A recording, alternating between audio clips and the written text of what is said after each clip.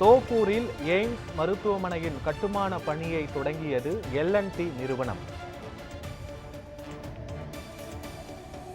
33 மாதங்களுக்குள் இந்த திட்டம் முடிக்கப்படும் என்றும் தெரிவிக்கப்பட்டிருக்கிறது. இது குறித்தான முழு விவரங்களோடு எமது செய்தியாளர் மதன்குமார் இணைப்பில் இருக்கிறார். வணக்கம் மதன்குமார், விவரங்கள் என்ன?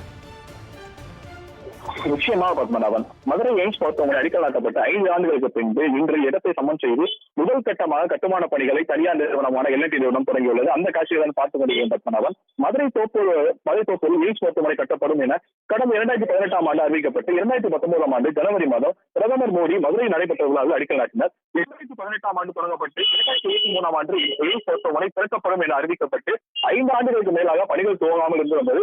இந்த நிலையில் 820 படுக்கைகள் வசதியுடன் மருத்துவமனை, 38 படுக்கைகளுடன் கூட ஆயுர்வேத சிகிச்சை மையம், மாணவர்கள் சேர்க்கையிடம் வகுப்பறை கட்டிடம், ஆய்வுக்கூடங்கள் உள்ளிட்ட பல்வேறு கட்டிடம் கட்டுவதற்காக ரூபாய் 1624 கோடியாக அறிவிக்கப்பட்டு எய்ம்ஸ் மருத்துவமனை கட்டுவதற்கான முழு நிதியும் ஜப்பான் நாட்டை சேர்ந்த டேக்கா நிறுவனத்தின் மூலம் பெறப்படும் எனவும் அறிவிக்கப்பட்டிருந்தது. கட்டுமான பணிகளுக்கான நிதி தற்போது மத்திய அரசு நிதியுடன் சேர்ந்து 1977.80 கோடியாக மதிப்பிடப்பட்டுள்ளது.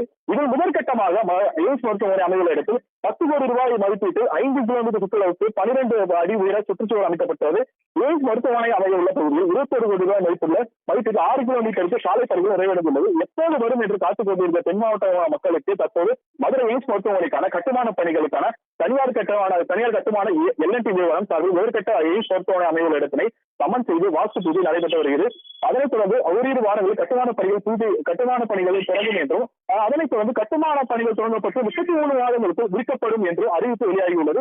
950 படுக்கைகளுடன் 10 தளங்களுடன் மதுரை எய்ம்ஸ் மருத்துவமனை கட்டப்பட்டுள்ளது குறிப்பிடத்தக்கது. பத்மநாபம், காட்சிகளோடு கள நிலவரங்களையும் வழங்கியமைக்கு நன்றி மதன்குமார்.